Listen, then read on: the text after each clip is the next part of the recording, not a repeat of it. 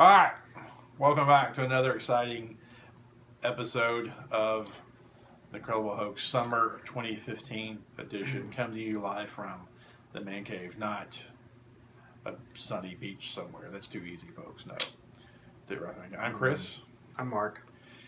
And we are catching up with our summer blockbuster cavalcade. We've done Fury Road, Jurassic Park 4, Jurassic World, and now we're on to the Avengers 2, The Age of Ultron. Ultron, The Age of Reason. Registered trademark, Marvel Inc. Okay. How to suck a franchise dry. Yes. How do I say this? At this point, I don't even know if I'm reviewing a movie with the Avengers or any Marvel movie. I think that we've talked about this in the past of when that saturation point occurs, that you're just sick of them. And I think I am there. I think I'm there. I think that I'm tired of the Marvel superhero movies. Okay. I don't know that it's not recoverable though, because the Captain America franchise has been really good. So maybe the next Captain America one will redeem it. But I think I'm kind of sick of them. This movie was not even a movie. It was like a bunch of stuff happened on a screen, and I was there to witness it. And I was not connected to it in any way. I don't know if it really had a plot. They seemed all kind of tired making it. And it seemed like there was no real hint that Joss Whedon actually made it. It seemed more like it was out of a factory. Yeah. Except for a few lines and stuff that had a Joss Whedon type thing. And I'm not an overly Joss Whedon fan. I mean, I think he's okay. I'm not like a devotee like other people are. But it, nevertheless, didn't have the hands of a filmmaker on it. And supposedly he's quit the franchise. Oh, yeah. He got frustrated working on this one. So, 2-star movie? I mean, it's okay. You know, it kept me somewhat entertained in spurts.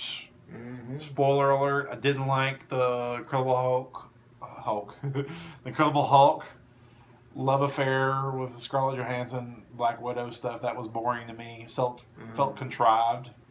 Forced upon. The Hawkeye family stuff was kind of boring.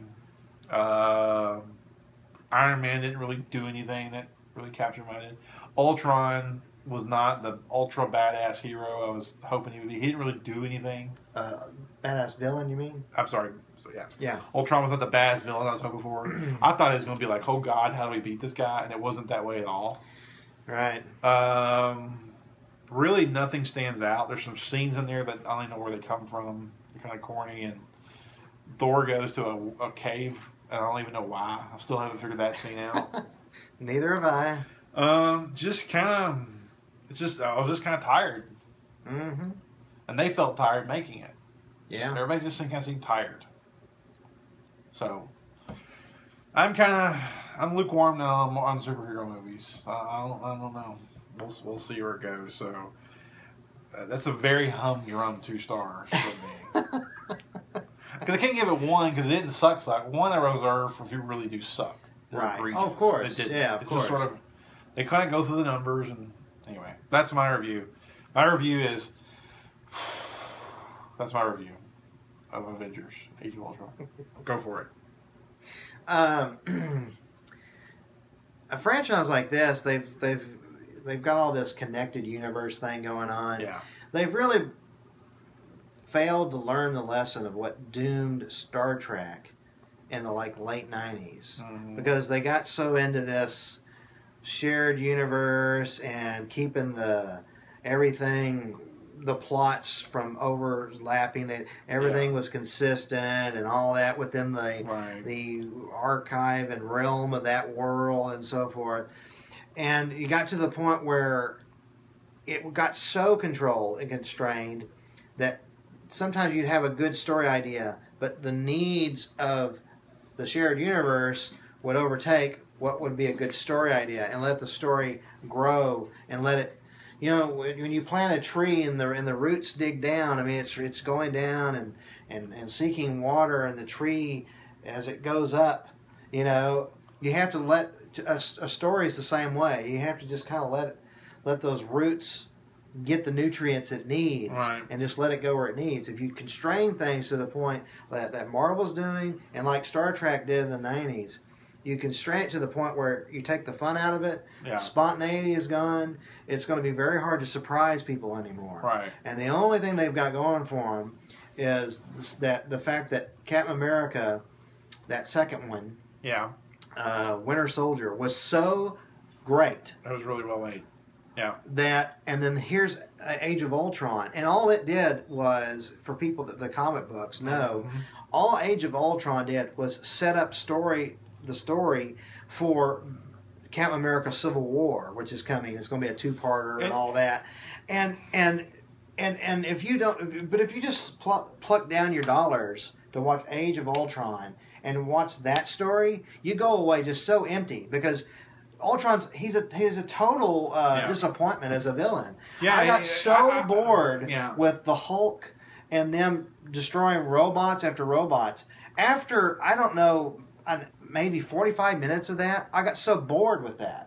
It's like, that's all we're going to do, is he's just going to have more robots and go out, and they'd beat them all up again, and he'd go make some more, and it was just rinse. Yeah. It was like shampoo, rinse and repeat. It was so boring. One of the beauties of the Joker in The Dark Knight was you really felt like, oh my God, this guy is going to be hard to beat and overcome. You know, it was like, you know, this is a villain who will go to any length. He's just so hard to beat. You know, the Empire was just so much larger than the Rebels. Even though each movie ending with that, you know, happy. They were imposing. It was very imposing or whatever. And this guy really didn't do anything. Ultron didn't really do anything to sort of like gain dominance over him, and the best fight in the movie is Iron Man trying to corral the Hulk, and that should tell you something. The best fight in the movie isn't with the bad guy. So, and why, if he's like he's an artificial intelligence, right? Why didn't he like access computers and like launch people's nukes? I didn't understand that at all. Like, why is he not? Because he doesn't. He's just trying to destroy humanity. Why wouldn't he just nuke the whole planet? Yeah, he didn't really do anything that was, you know, that hard to overcome. It's just what it comes down to. Is a really weak villain. This is and that was my argument on the first one, the first Avengers. Loki really was a really weak villain in that movie. And that movie was, sure. I mean, he was just And Ultron was surprisingly even weaker. I was really surprised. So, like, the whole point of a villain is to be like, oh God, you know, the old cliche, the saying, it's a rule that your movie's only as good as its villain. Right. And you have two Avengers with, in my opinion, two weak villains. Now, is Loki funny? Yes. Is he charming? Yes. Yeah. But even basically, it's like The Rock rule, the movie The Rock with Ed Harris and Sean Connery and Nicolas Cage. If your character in the script basically admits you're playing this flawed and you're the bad guy, then that writer should have said, oh shit, and went back and did some rewrites and fixed it. Yeah. Loki has pretty much a similar point. He's like, oh yeah, my plan's flawed. It's kind of, you know, I don't really feel like thought it through. It's like, well, then that should tell you something. And Ultron doesn't fulfill any of the promise of being such a horrifying villain. And another point to make, we've talked about before. At some point, you can't keep building me up for the other movies. You have to give me a payoff for this movie. So, like, I have to see this movie. This movie has to be good on its own, and not worry about setting up 5 other fucking movies. That's right. So, you're exactly right. It's kind of like the analogy would be, we've talked about it before, but the Dallas Cowboys of the late 90s, early 2000s always had players on the team that were going to be good next year. Watch out next year. Keep them around. We're going to be in the playoffs next year. And of course, they'd suck, and it wasn't for it. It took had a clean house before they ever got Goody in. But the point is like you can't always be like, just wait. This is going to pay off next year. But no, you have to pay me off now. I'm here and now watching this movie. Pay it off now. Yeah, potential is actually there's no value to potential.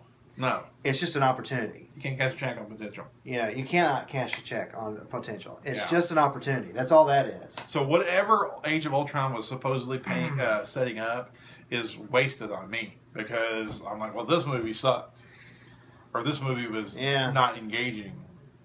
Yeah, I don't care that 3 movies from now it's all going to tie together and be amazing. This was boring, and it's frankly. You have a star-studded action hero epic, and it's boring. Yeah, and that's kind of unforgivable. I mean, even if you like, if you can manage to still be fun and have a weaker villain, you know, the first Avengers did that. It managed to somehow be fun, even though it had a weak villain for that particular that story. So the second one, he was more Joss Whedon. He got frustrated with the studio. They really constricted him a lot more. He got really frustrated with them. And there was this whole thing about them wanting to take, if he wanted something about the cave scene had to stay in, or he'd take out the farmhouse scene. Yeah, and I'm like, well, those are the 2 worst scenes in the whole movie. Take them both out, you know? Yeah. They're both a waste of time. Waste of time. I think at this point I'm only watching these movies because I go to the movies. And what I mean by that is, if I wasn't an avid regular moviegoer, I probably wouldn't even care about watching them. I would just catch them later on home video or cable or something like that. But because I go to the movies, you know, at least once a month, minimum, I'm going to the movies. I'm a little behind this summer just because my workload has been that heavy. I literally have not had time at times. So a few summer hits I've got to catch up on. But anyway, I go to the movies at least once a month. If it wasn't for that reason, I probably would not even catch ones in the future. But since I go to the movies so regular, I will watch them. But they're no longer on my must-see list at all. You know, Robert Downey Jr., his performance as Tony Stark, Iron Man, you know, in that first movie in 2008, he was so good. Awesome. Yeah. Really good. All the films, all the Iron Mans I saw afterwards, and Avengers, I'm really going not necessarily for the franchise itself, just because he was so good. I thought, well, at least if nothing else, he'll be interesting, and usually he is. But that only works for so long. After a while, you do kind of, because the same way with Pirates of the Caribbean. Yeah. Johnny Depp's so good at Jack Sparrow. Well, after a while, you're like, it's not enough now. There's been 4 Pirates of the Caribbean. Yeah. Now there's been at least 5 movies with Robert Downey Jr. playing Iron Man. I'm kind of done. So their next movie better has to rock and roll, and it has to really deliver. So Civil War, I know, is their most ambitious story yet they're going to tackle. Yeah. So it's like, well, you better bring it, because if you don't, I mean, my enthusiasm, you know, I'm going to be checking out because it's just too. You know, after a while, it's like these franchises that start off that have a good one, and then after that, it's just the law of diminishing returns. Right. So, and too many villains and too many characters and all this kind of stuff. They just keep killing these superheroes with the too many characters, whether it be villain or even protagonists. Just you can't have all these many characters. So, last word. Last word. Well, I think I gave it around 2 stars myself. So if you go, Lord love you. Just be prepared to be disappointed. It's just kind of Yeah, it's an underwhelming experience. Probably the disappointment of the year so far, because you know. What does this mean? Thor 2 was way better than Avengers 2. So what does that tell you? All right, with that, that's you.